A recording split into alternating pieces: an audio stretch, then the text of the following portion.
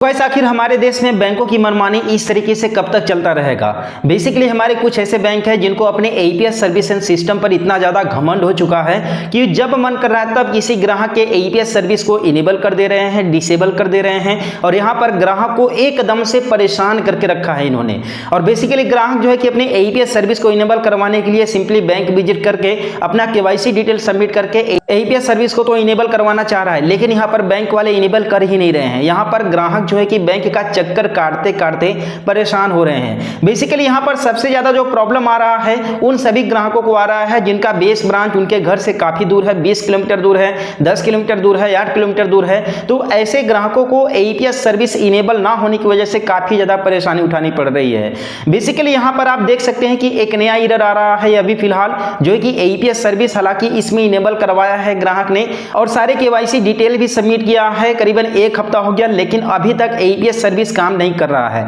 इससे पहले 15 दिन पहले इवन खुद ग्राहक मेरे पास आकर के एईपीएस के माध्यम से पैसा निकलवाया, लेकिन इसके बावजूद ही तुरंत ही यहाँ पर जो है कि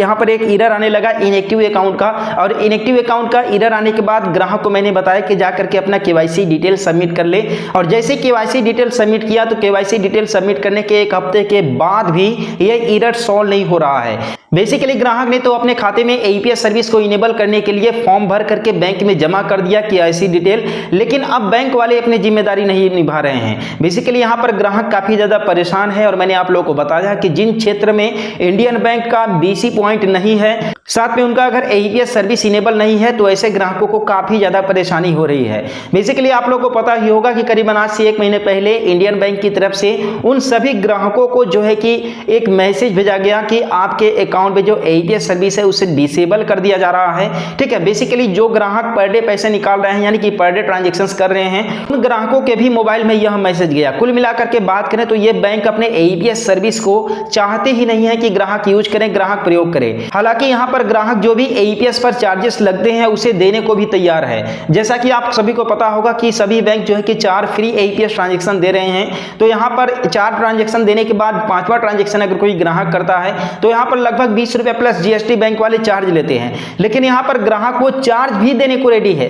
लेकिन इसके बावजूद भी जो है कि बैंक वाले एईपीएस सर्विस को इनेबल नहीं कर रहे हैं। मैं मानता हूं कि यहाँ पर जो मनी बैक चार्जेस लगते हैं बैंक वालों को एईपीएस यूज करने पर ग्राहक के, ठीक है, लेकिन इतना भी ज्यादा वो चार्जेस नहीं लगते होंगे कि ग्राहक 20 रुपया देने को तैयार है, 25 रुपया देने को तैयार है, इसके बावजूद भी वो लोग जो है कि सर्विस को इनेबल नहीं कर रहे हैं। ठीक है, तो ये कुल मिलाकर के बात करें तो ये बैंकों का घमंड ही कह सकते हैं, क्योंकि अभी गिने चुने बैंकों में ही यह इशू देखने के लिए मिल रहा है। आप यहाँ पर देख सकते हैं बगल में कि ये इंडियन बैंक का इशू है, जिसमें यहाँ पर ट्रांजेक्शन फेल का इशू आया है, जिसमें यहाँ पर लिखा हुआ है the bank account is inactive preventing the transaction और kindly contact the branch for the assistant and clarification. यहाँ पर देख सकते हैं कि यहाँ पर इनएक्टिव अकाउंट्स का इशू यहाँ पर आया है स्पाइस मनी के थ्रू। और बेसिकली बता दें कि यहाँ पर ये ग्राहक ने अपना केवाईसी डिटेल सब कुछ सबमिट किया है और खाते में किसी भी तरह का कोई भी दिक्कत नहीं है, लेकिन इसके बावजूद भी एईपीएस सर्विस को इनेबल नहीं कर रहे हैं, साथ में केवाईसी डिटेल सबमिट करने के बाद भी जो है कि अकाउंट को एक्टिव नहीं कर रहे हैं। इसके लिए देखिए यहाँ पर जो एरर आया है अकाउंट को इनएक्टिव बता रहा है, लेकिन यहाँ पर दिक्कत यह है कि खाता एक्टिव है, ग्राहक बैंक में जाकर के पैसे निकाल पा रहा है, लेकिन यहाँ पर जो है कि एईपीएस उसका काम नहीं कर रहा है। तो बैंक में देखिए एक सिस्टम होता है कि एईपीएस को इनेबल करना है कि डिसेबल करना है किसी खाते में,